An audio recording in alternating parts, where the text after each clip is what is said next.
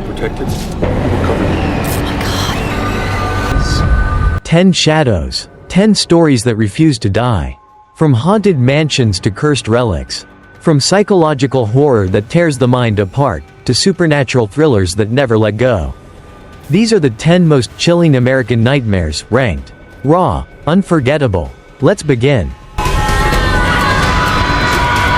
Number 1. The Changeling, 1980. A haunted mansion, a grieving man. This supernatural thriller whispers sorrow through every wall.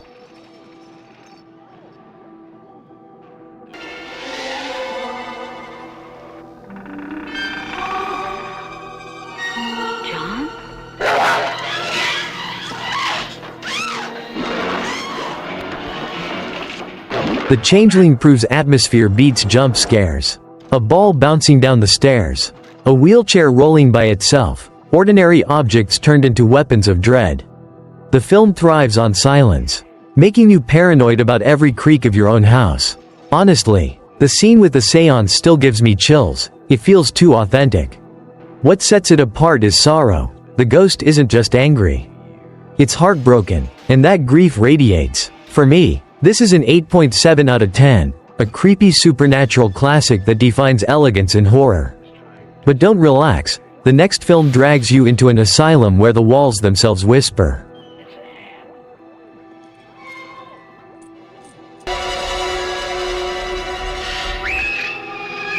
Number 2. Session 9, 2001. An abandoned asylum, a crew descending into madness.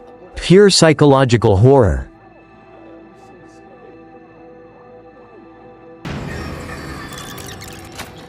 I want you to try to remember what happened 24 years ago.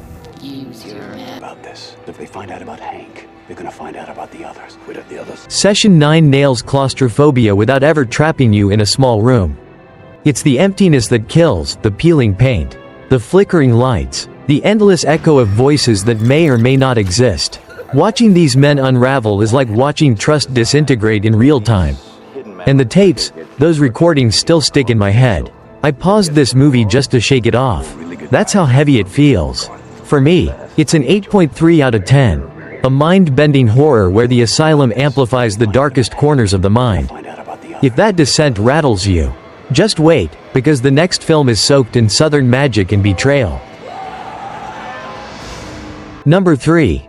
The Skeleton Key, 2005. Louisiana swamps, hoodoo spells, a supernatural thriller where disbelief kills. There are more than 30 rooms in all. But you see ghosts in your mirrors.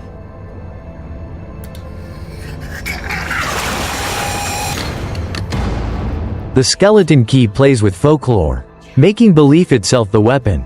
Kate Hudson's character begins skeptical, certain the rituals are harmless. But slowly, the lines blur, and by the time you realize the trap, it's already shut. The swamps, the attic, the shadows of old rituals, they create a cruel inevitability. Honestly, that ending remains one of horror's most unfair gut punches. I remember saying, no, they wouldn't, but of course they did. For me, it's a 7.9 out of 10, a creepy supernatural tale that sticks because it makes disbelief terrifying.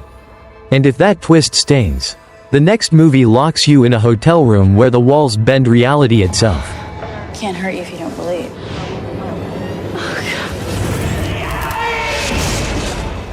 Number 4 to 1408, 2007. One hotel room, no escape, psychological horror at its cruelest. Real. Aber nicht so real, wie es scheint.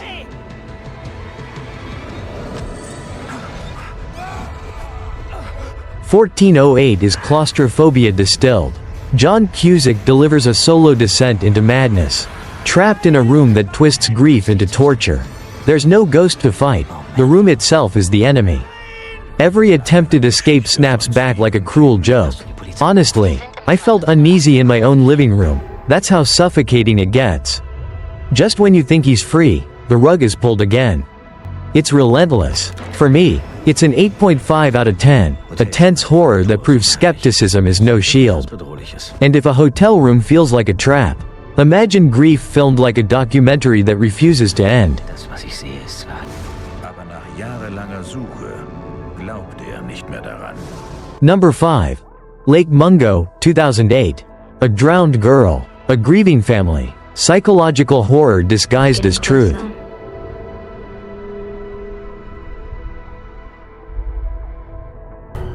There was a ghost in our house.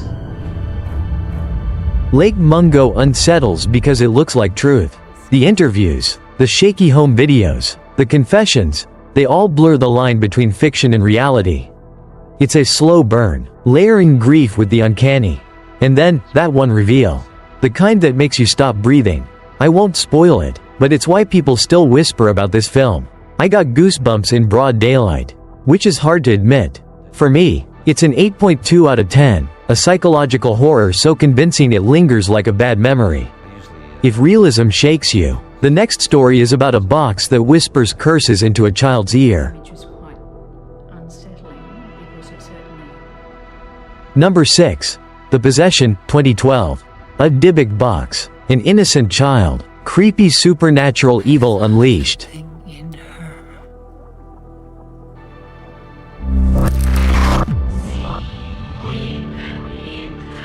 is the box so important to you? Don't know. I have no idea what I've got here. Beneath his wings, you will be protected. He will cover you. The Possession is a cursed object story that cuts deeper because it targets a child. Watching her unravel, her voice, her eyes, her movements, feels wrong in all the right ways. The box itself feels alive, like it's pulsing on screen. Add a broken family dynamic, and the horror hits harder. Honestly, I hated how effective it was. The girl just wasn't herself anymore. And that's the kind of scare that lingers. For me, it's a 7.6 out of 10, a creepy supernatural film that won't win awards but will make you shiver. And if cursed boxes get under your skin, the next film digs into reels of murder. Hebrew inscriptions. It says Dybbuk. And where are you? It's the Hebrew word for... Number 7. Sinister, 2012. Reels of murder. A demon in the silence. Supernatural thriller perfection.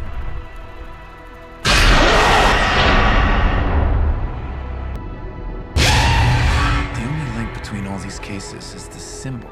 The symbol is associated with a pagan day. Sinister thrives on sound. The projectors hum. The silence before each reel's reveal, it's unbearable. The murders are brutal, but it's the dread of knowing what's coming that destroys you. Ethan Hawke nails the role of obsession, dragging himself and us into Bagel's curse. Honestly, I still hear that reel spinning sometimes, and it unsettles me instantly. For me, this is a 9 out of 10, a creepy supernatural masterpiece that defines modern horror. And if cursed footage makes your skin crawl, the next Mirror doesn't just reflect, it rewrites your fate.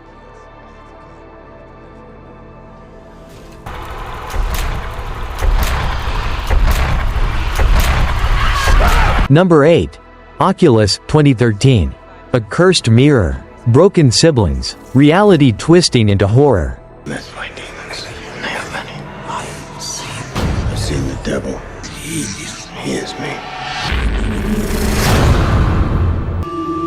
Oculus plays with time and perception, making it impossible to know what's real. The siblings try to document the mirror's curse, but every step is twisted back. Past and present bleed together until survival feels hopeless. Honestly, I caught myself glaring at my bathroom mirror afterward, which is not a healthy habit. The film turns reality into the enemy, and that's terrifying. For me, it's an 8.4 out of 10, a tense horror puzzle that punishes certainty. If mirrors are bad, the next story puts horror on the autopsy table, cut by cut.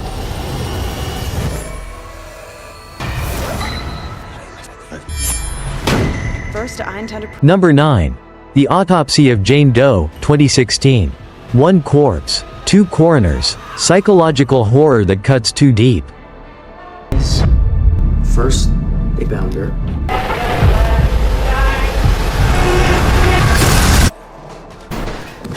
What's brilliant about the Autopsy of Jane Doe is intimacy. Just a father, a son, and a body that refuses to be explained. Each layer reveals dread, not answers. The morgue becomes a prison. The silence between cuts louder than screams. Honestly, I was more unsettled by inevitability than gore. The sense that nothing could be stopped. For me, it's an 8.6 out of 10. A mind-bending horror that proves curiosity is deadly. And if that's not enough, the last film blends police grit with unholy rituals. 11 o'clock, I'm all yours. Subject is in her mental... Number 10. Deliver Us from Evil, 2014. A cop, a case, a supernatural thriller that bleeds into ritual.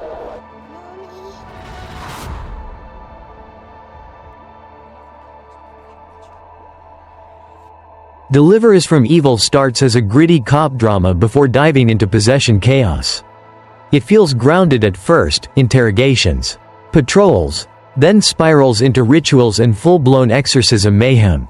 Eric Bana anchors it, but the exorcism finale? Pure, wild spectacle. Messy, yes, but entertainingly messy. Honestly, I didn't expect to like the mix of genres.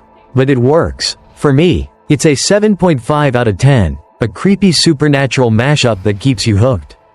And with that, the list closes, though the shadows never do. 10 films, 10 shades of fear, from psychological horror to supernatural thrillers, and even hints of cult classic horror. Each one scars in its own way. So, which one left you sleepless? Dare to comment below, and follow me so you never miss the next horror deep dive.